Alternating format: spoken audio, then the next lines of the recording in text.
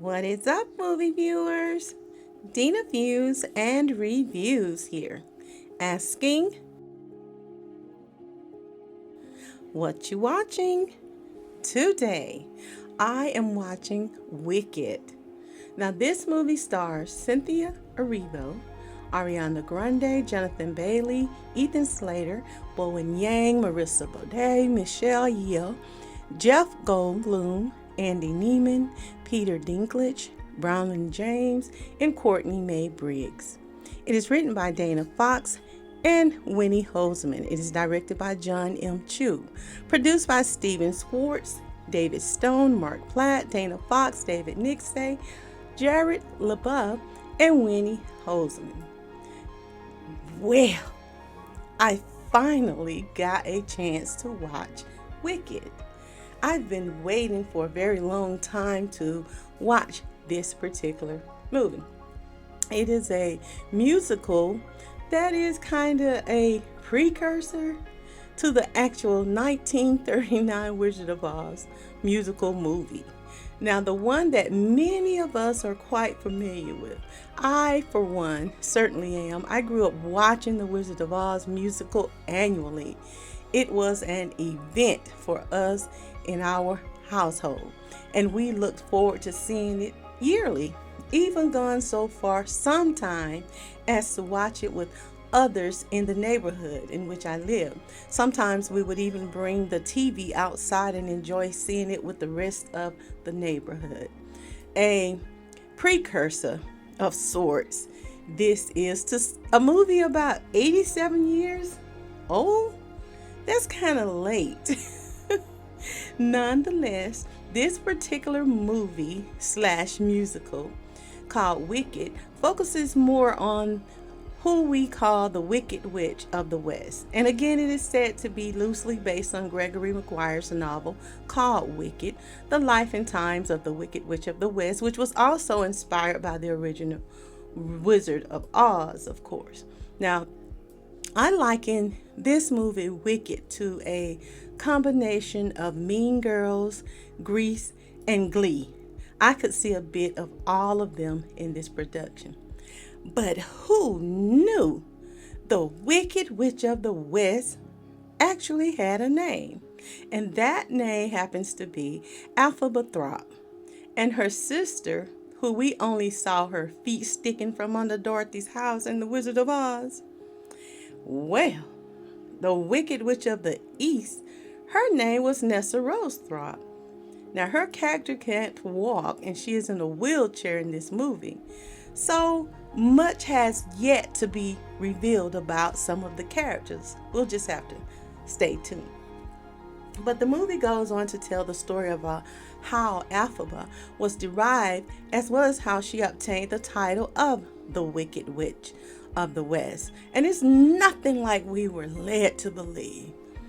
Talk about assassinating one's character. At least that is according to this movie's interpretation. And I, for one, feel quite bamboozled. I feel hoodwinked, and I was led astray about the original character. Oh, the shame of it all. Now, Cynthia Erivo stars as Elphaba in this movie, and she does a wonderful job. I think she really brought this character to life and made her so very relatable. Ariana Grande plays Glenda, who has proven to be the not-so-good witch we thought she was. Girl, good witch my foot. She was just another mean girl. A superficial, selfish, phony, shallow, privileged, rich girl character. Like the ones that we see often portrayed in just about every other movie today. But I digress. Wicked gives us insight into Elphaba's, or, quote, the Wicked Witch of the West, younger years, and it shows the circumstances around her conception as well as her youth, and what circumstances aided and may have played a large role in shaping the character that everyone views as wicked.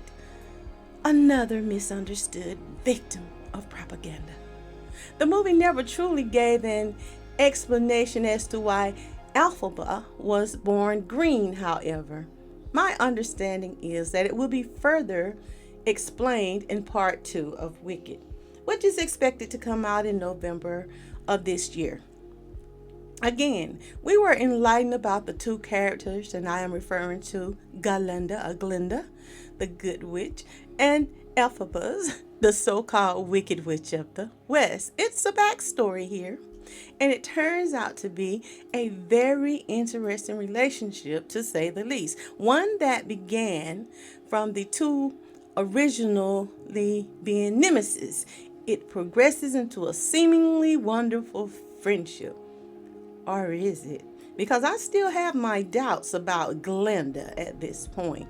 Her friendliness only came as a result of Elphaba getting the head mistress to include her in the program of study that she denied her originally.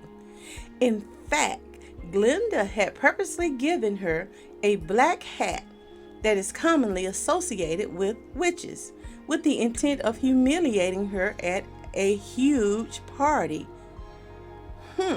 It was only after Glinda was informed of Elphaba's request that she be included in the program of study that she then had a change of heart and joined her on the dance floor in this weird dance that she was doing so she wouldn't be humiliated. She was already receiving piercing, judgmental glances and laughs from the crowd, but it was soon quieted when Glinda herself took part in the dance. It was at this point that they became friends, but it still made me wonder if she would have even intervened had she not been recognized by the head mistress, who clearly had pure disdain from her from the beginning. She knew she was an airhead from the go, and is partially why she chose Elphaba as the protege. So I'm going to call them frenemies until I find out differently. Now, some of those songs that they performed to each other kind of gave off some awkward vibes now. And I'm referring to Glinda and Elphaba. Now, it kind of, sort of, maybe was sending the idea of a somewhat agenda-driven movie, if you catch my drift. But I was glad to see otherwise. Glinda just seemed to be more occupied with trying to change Elphaba and trying to make her fit in and turn her into what she wanted her to be, even going so far as to, at one point, try to improve on her looks, as if something was wrong with how she looked. Which, again, I saw nothing wrong with. And I would even question why it was so odd that she was green. Why would so many people find it amazing? With all of the weird characters is what I'm saying. Talking animals, munchkins, talking trees. I didn't get why it would have been such a big deal, even though her mom and dad were clearly not green. But it is a magical place with talking trees, talking animals, and some weird characters already. I even remember in the original Oz, there was a green man. So I found it a bit odd that she would be ridiculed for looking different in this clearly odd place with tons of odd beings around her. In spite of that, I gave this movie a 3.5 stars out of 5. I found it to be interesting. It was entertaining, and most of all, I did enjoy the theatrics. I'm not a big fan of musicals per se. I like them to a certain, I have my limits. But my favorite part of all was near the end of the movie when she is singing Defying Gravity. I had to add this to my list of favorite songs. I found it to be one of the most amazing scenes. It just made the entire movie for me. It was so dramatic, so emotional, and I just felt it was so well done. Even though the film seemed to run just a bit long for me, I can honestly say some of the musical numbers could have been completely omitted without affecting the overall awesomeness of this film. It was a big cast of characters. I can only imagine the budget for this film. But again, there were some spectacular costumes. The theatrics in this film were awesome. Really evident and noticeable was the creativity when it came to Elphaba's cape, for it just seemed to grow as she's flying through the air on her broom. It was just a magnificently done and powerful scene, and it was full of emotions for me. She appeared just majestic in her silhouette as she was flying through the sky, and I found myself cheering for her as she boldly leaves a message for that wizard and tell him and them, if they looking for her, this where you gonna find me. I just love that part. That scene was so impressive to me, and it was just the icing on the cake. The music and special effects were so well done, I think, in that scene. It was just well timed. That particular part, I just have to commend the director.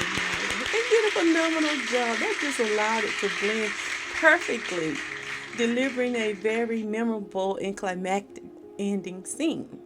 But did I mention it was my favorite part of the movie? And I am one who have a very low tolerance for long musicals, but I found myself watching just that part over and over again. I'd rewind and watch that scene so I could sing that song along with her, defying gravity. It was just stuck in my head for days. And I am told that we can expect a part 2 to this movie. It was supposedly filmed at the time of part 1. There are many details being revealed already out there, and from what I've heard and what I've read, it is going to divulge a lot of information about some of the main characters that we are familiar with and how they came to be a part of Dorothy's group. And another thing that I noticed in the film while watching this movie was when they were going over Oz, I saw Dorothy, the Scarecrow, the Tin Man, Toto.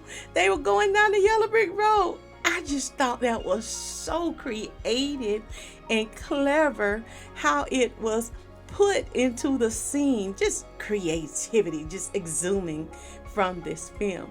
We will just have to stay tuned though to Wicked Part 2 and find out who will play Dorothy, because I do hear rumors that there is a Dorothy that has already been chosen, and they're gonna redo some scenes from the Oz, and we're gonna find out about who becomes the Scarecrow, the Tin Man, the Cowardly Lion, and who really deserves the label or the title Wicked Witch.